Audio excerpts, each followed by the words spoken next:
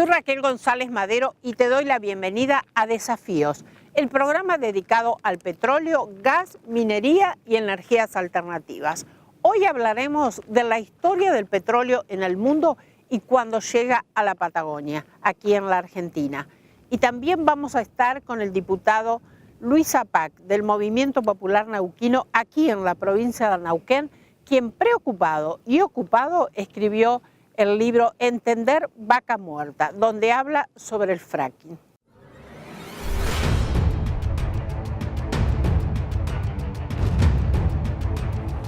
El petróleo se conoce desde la prehistoria. La Biblia lo menciona como betún o como asfalto.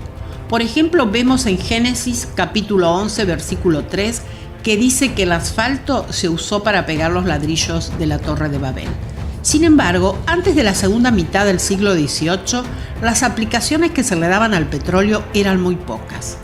Fue el coronel Edwin Drake quien perforó el primer pozo petrolero en 1859 en Estados Unidos, logrando extraer petróleo de una profundidad de 21 metros. Cada 13 de diciembre, los argentinos celebramos el Día del Petróleo, en homenaje a lo sucedido en 1907. Cuando una cuadrilla de empleados del Ministerio de Agricultura de la Nación que perforaba un pozo en Comodoro Rivadavia buscando agua, descubrió la existencia de hidrocarburos a 539 metros de profundidad. Pero aquella no era la primera vez que el petróleo fluía a la superficie desde el subsuelo argentino. Desde finales del siglo XIX, varios emprendedores habían intentado desarrollar una explotación petrolera para destilar queroseno y atender el creciente mercado de iluminación de Buenos Aires y otras ciudades. Si tuviéramos que elegir una de las empresas que protagonizaron la prehistoria del petróleo argentino, nos quedamos con la Compañía Mendocina Explotadora de Petróleo, creada y conducida por el mendocino Carlos Fader. Fader visitó Mendoza en el verano de 1885 y su entusiasmo con el potencial del petróleo de Cachauta lo llevó a Europa, donde hizo analizar muestras, visitó explotaciones petroleras y contrató personal y equipamiento para su nueva compañía. Los primeros 4 pozos se perforaron en 1887 bajo la supervisión de un geólogo polaco traído al país por Fader. 3 resultaron productivos y al año siguiente se perforó un 5º pozo adicional que resultó ser el de mayor caudal, por lo que se decidió explotar comercialmente al yacimiento. Y en 1897, tras haberse perforado casi 30 pozos y producido cerca de 8.000 toneladas de petróleo desde la primera perforación, la actividad fue prácticamente abandonada. Y en 1865 se constituye en el norte argentino la Compañía Jujeña de Queroseno, Industria Petrolera Nacional. En 1907 llega a la Patagonia el descubrimiento del yacimiento de Comodoro Rivadavia, que inauguró el cambio de una nueva etapa en la historia del petróleo argentino. Pero aquí la intervención estatal resultó decisiva en la medida en que, desafiando dificultades y presiones de toda clase, sentó las bases sobre las que se levantó la moderna industria petrolífera. Llega el 29 de octubre de 1918 y comienza la historia de la industria petrolera neuquina, que nace con la perforación del pozo número 1 en Plaza Huíncourt. El equipo patria de la Dirección General de Minas y Geología e Hidrología de la Nación descubre el crudo. Significó el primer yacimiento de la cuenca neuquina y se llamó Campamento 1. En 1921, Plaza Huíncourt ya tenía 600 pobladores. Al año siguiente se crea yacimientos petrolíferos fiscales que construye galpones, talleres y una pequeña destilería para satisfacer las necesidades locales y de la zona del Alto Valle del Río Negro. La explotación continuó en el entorno a Plaza Huíncourt, en donde se descubrieron los yacimientos Campamento 2 en 1925 y Campamento 3 en 1927. En 1941, YPF descubre el yacimiento Chayacó, ubicado a 25 kilómetros de Plaza Huíncourt, que da fin a una década del 30 caracterizada por una declinación pronunciada de la actividad. Luego aparecen Loma Negra en 1941, Cerro Bandera en 1952, El Sauce en 1956 y Sierra Barrosa en 1957. En esta época del 60 se destacaron los hallazgos de los yacimientos Centenario en 1961, Las Chivas y el Salitral en 1965. En 1967 se descubre Puesto Hernández en el norte neuquino, en las proximidades de lo que hoy es Rincón de los Sauces. Fue durante años el yacimiento de crudo más grande del país. También aparecen Lindero Atravesado en 1961 y Río Neuquén en 1971. En 1977 llega un hito que cambió la matriz energética argentina con el descubrimiento del gigante gasífero de Loma La Lata.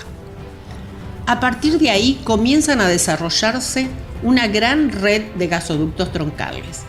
El potencial de gas de esa zona es luego acompañado del hallazgo de otros campos ubicados en las cercanías como Aguada Pichana en 1980, Aguada San Roque en 1986, Lomas de las Yeguas en 1986 y Sierra Chata en 1993.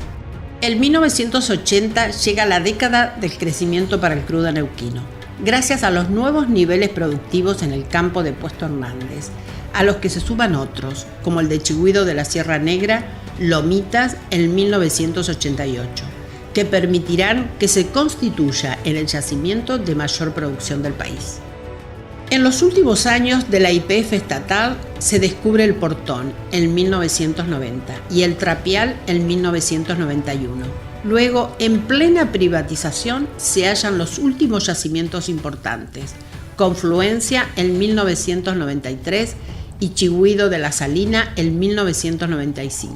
Durante esta década, Neuquén se transforma en la principal productora de crudo del país y se construye el oleoducto trasandino entre Puesto Hernández y el puerto de Concepción en Chile. En 1992, YPF se privatiza y la mayoría de los trabajadores son despedidos. En 1996, en Cutralcó y Plaza Winkle, la crisis estalla en La Pueblada. En el año 2000, el gobernador Jorge Sovich y el gobierno de Fernando de la Rúa prorrogan la concesión de Loma La Lata a Repsol por 10 años, 17 años antes de que se venza el contrato. En el año 2008, el gobierno de Jorge Zapac acuerda con YPF la prórroga por 10 años de las concesiones, convenio que sirve de base para la Ley 2615 de renegociaciones petroleras. La empresa se compromete a realizar un pago inicial de $175 millones más 20 millones en concepto de responsabilidad social empresaria. Además, se eleva en 3 puntos el porcentaje de las regalías que recibe la provincia.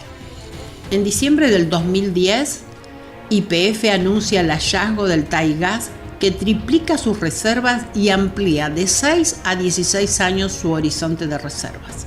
En el 2011, la empresa controlada por Repsol anuncia el descubrimiento de 927 millones de barriles equivalente de petróleo de hidrocarburos no convencionales en el área de Loma La Lata, e informó además que delineó una nueva área de 502 kilómetros cuadrados con potencialidad de recursos adicionales.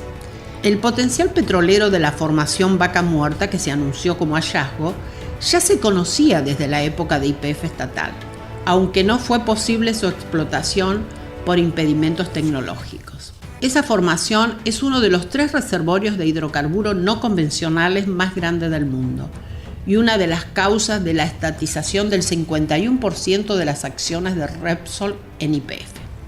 En este 2011, un anuncio de la Agencia de Información de Energía de los Estados Unidos decía que consideraba a nuestro país como tercero a nivel mundial en recursos no convencionales, detrás de China y Estados Unidos. Además, este informe consideraba a la cuenca neuquina como la más promisoria en términos de producción futura de petróleo y gas, en particular por los aportes de formación lutítica de Vaca Muerta. Pero no llegará a Argentina el desarrollo integral hasta el 2012, que es cuando el gobierno nacional recupera estratégicamente el paquete accionario de YPF. Y finalmente en el 2014 se logra consensuar entre Nación y provincias productoras la sanción de la Ley de Hidrocarburos que pone en contexto los intereses de todos los actores relevantes en el sector.